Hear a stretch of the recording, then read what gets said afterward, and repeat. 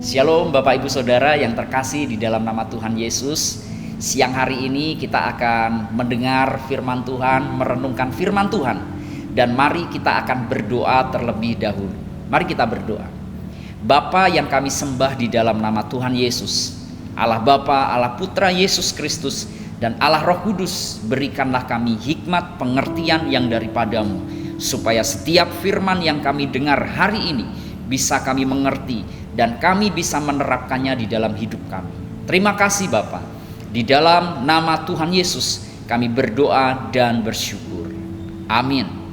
Saudara, hari ini saya akan mengajak Bapak Ibu Saudara untuk belajar firman Tuhan yang terambil di dalam Daniel pasal pertama ayat yang kedua.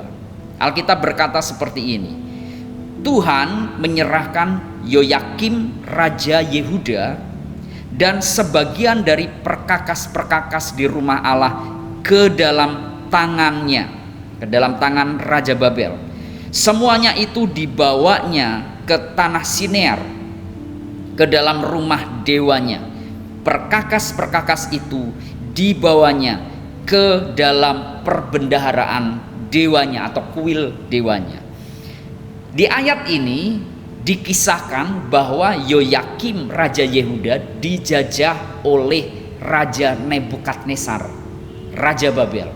Dan waktu itu Raja Babel, Raja Nebukadnezar menangkap Raja Yoyakim. Kemudian tidak hanya menangkap Raja Yoyakim, tapi juga menangkap seluruh rakyat yang ada, termasuknya ada Daniel di situ dan teman-temannya. Dan juga harta-harta yang dikumpulkan Raja Yoyakim di istana dan juga di rumah Tuhan diambil oleh Raja Babel ini, saudara. Jadi waktu itu Raja Yoyakim kehilangan apa yang selama ini dia kumpulkan. Kerajaan yang dia bangun hilang. Pemerintahan yang dia sudah bangun hilang. Jabatan sebagai raja yang dia dapatkan dengan susah payah hilang.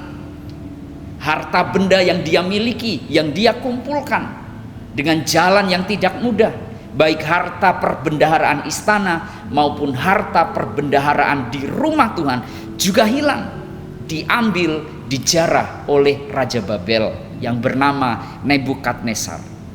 Nah saudara, dari kisah ini kita bisa menangkap sebuah pesan bahwa apa yang kita dapatkan di dunia ini, apa yang kita kumpulkan di dalam kehidupan kita selama di dunia ini, semuanya adalah fana. Semuanya bisa hilang dalam waktu sekejap mata. Dan ini yang dialami oleh Raja Yoyakim, raja atas Yehuda di Yerusalem.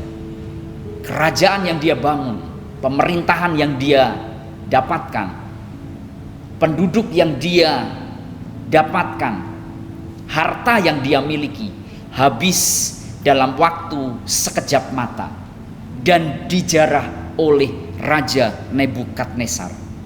Fakta ini mengingatkan kita bahwa apa yang kita kumpulkan di dunia ini sifatnya sementara dan bisa hilang dalam sekejap mata. Fakta ini harus kita sadari, saudara. Sehingga di tengah-tengah pandemi ketika kita kehilangan sesuatu, kita tidak merasakan stres sampai membuat hidup kita begitu down di dalam hidup kita. Fakta ini harus mengingatkan kita bahwa harta, bahwa kedudukan, bahwa apapun yang kita miliki di dunia sifatnya sementara dan bisa hilang meninggalkan hidup kita. Oleh karena itu, jangan fokus kepada yang sementara. Jangan menggantungkan diri kepada harta. Jangan menggantungkan hidup kita kepada jabatan. Jangan menggantungkan hidup kita kepada orang lain. Karena mereka semuanya fana, bisa hilang. Tapi ada satu pribadi, yaitu Yesus Kristus, Allah Bapa, Allah Putra Yesus Kristus, dan Allah Roh Kudus yang sifatnya kekal, selalu ada bersama dengan kita, mendampingi kita ketika kita mengalami krisis. Karena itu mari kita terus menempel, bergantung, mempercayakan hidup kita kepada yang kekal, yaitu kepada Tuhan Allah Bapa kita, Yesus Kristus. Di tengah krisis, harta yang kita miliki bisa hilang. Di tengah krisis, teman-teman kita bisa menjauhi kita. Di tengah krisis, jabatan kita bisa hilang. Tapi di tengah krisis, selalu ada Yesus yang memberi pertolongan di dalam hidup kita. Karena itu, di dalam kehidupan kita, mari gantungkan diri kita, fokuskan diri kita, gantungkanlah segala kepercayaan kita, pengharapan kita kepada Yesus Kristus, karena Dia selalu ada untuk menolong kita. Harta, uang, jabatan, bahkan teman-teman dekat keluarga, mereka terbatas mengcover kita, tetapi Yesus tidak terbatas. Alkitab berkata, sampai masa tua kita, Dia tetap menggendong kita. Luar biasa, saudara. Oleh karena itu, mari dekatkan diri kita kepada Yesus. Melalui apa? Melalui ibadah, melalui doa, melalui membaca firman. Gantungkan hidup kita saat ini. Gantungkan masa depan kita.